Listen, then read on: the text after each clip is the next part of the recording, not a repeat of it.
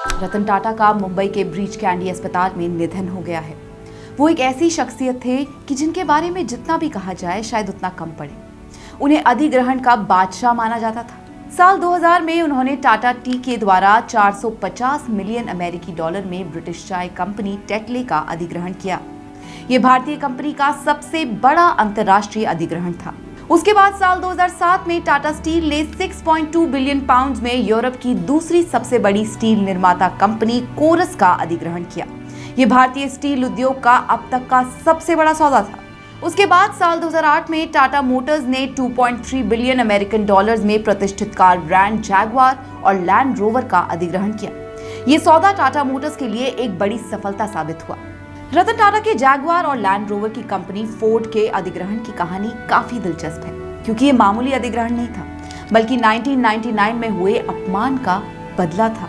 दरअसल हुआ ये कि साल 1999 में जब रतन टाटा और उनकी कंपनी ने अपने कार के बिजनेस को लेकर फोर्ड के सामने अपना प्रस्ताव रखा, तो फोर्ड ने उनका अपमान करके उन्हें बाहर निकाल दिया था।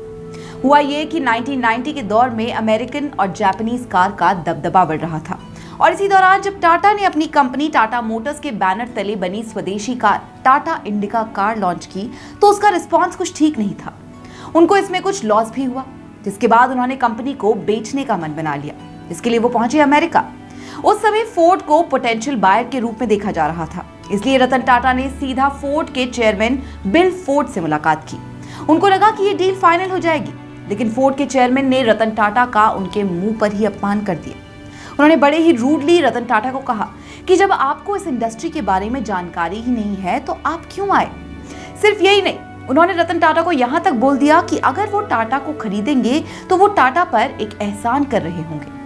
ये सुनते ही रतन टाटा ने उस समय तो कुछ नहीं बोला, लेकिन मन ही मन उन्होंने ठान लिया कि हो ना हो फोर्ड को सबक सिखाकर ही रहेंगे। भारी मन से रतन टाटा अमेरिका से वापस आ गए।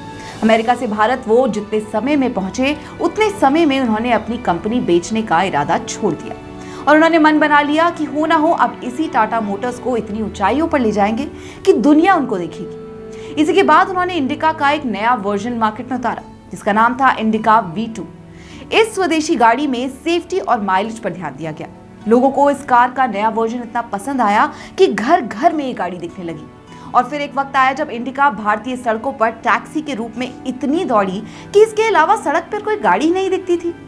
देखते ही देखते टाटा की ये कंपनी चलने क्या दौड़ने लगी, और Tata indica best selling cars की कैटेगरी में नंबर 1 पर पहुंच गई। टाटा मोटर्स की गाड़ी चल पड़ी थी और टाटा मोटर्स ऊंचाइयों पर पहुंच गया था। फिर आया साल 2008। वक्त ने ऐसी करवट बदली कि अमेरिका रिसेशन में डूब गया, और सबसे ज्यादा नुकसान हुआ फोर्ड कंपनी को। फोर्ड की हालत खराब होने लगी। बस यही मौका था रतन टाटा के पास अपना बदला लेने का, कह सकते हैं। जिस ऑफिस से रतन टाटा को अपमानित करके निकाला था, उसी ऑफिस में रतन टाटा की दोबारा एंट्री हुई, लेकिन इस बार अपनी कंपनी बेचने के लिए नहीं, बल्कि फोर्ड को खरीदने के लिए।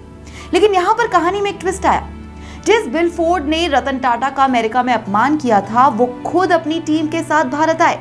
जी हाँ, और मुंबई में रतन टाटा से मिले। बिल फोर्ड ने रतन टाटा से कंपनी बचाने की गुहार लगाई, जिसके बाद टाटा मोटर्स ने साल 2008 में फोर्ड को 2.3 बिलियन डॉलर में खरीद लिया, और फोर्ड की लग्जरी कंपनी जैगवार और लैंड रोवर के मालिक बनकर बैठ गए। आज JLR यानी कि जैगवार लैंड रोवर दुनिया भर में हर साल लाखों गाड़ियां बेचती है। उस समय बिल फोर्ड ने जिस कंपनी से रतन टाटा को बाहर निकाला था, उसकी कंपनी के खुद मालिक बन गए रतन। इसके बाद तो बिल फोर्ड कभी उनसे नजरें भी नहीं मिला पाए। रतन टाटा का फोर्ड के साथ ऐसा बदला शायद किसी ने भी नहीं एक्सपेक्ट किया था। लेकिन हाँ, इस डील के बाद पूरी दुनिया रतन टाटा की मुरीद हो गई। आज फोर्ड जैसी कई कंपनियां रतन टाटा के पास हैं। क्या आप जानते हैं कि टाटा के नाम से खुले वेंचर्स के अलावा टाटा का है Tanishq, Zara, Fast Track, Himalaya, Vistara, Taneira, Cult Fit, Ginger, Starbucks और बिग बास्केट जैसी चीजें।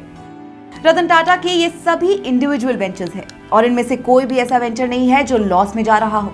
रतन टाटा जितने सरल थे, उतने ही मजबूत इंसान भी थे। आज वो हमारे बीच नहीं है, लेकिन देश को उनकी ये सौगात हमेशा याद रहेगी। श्रेष्ठ उत्तराखंड पर खबरों से जुड़े रहने के लिए चैनल को सब्सक्राइब और लाइक करें, बेल आइकन दबाएं और देखते रहें श्रेष्ठ उत्तराखंड।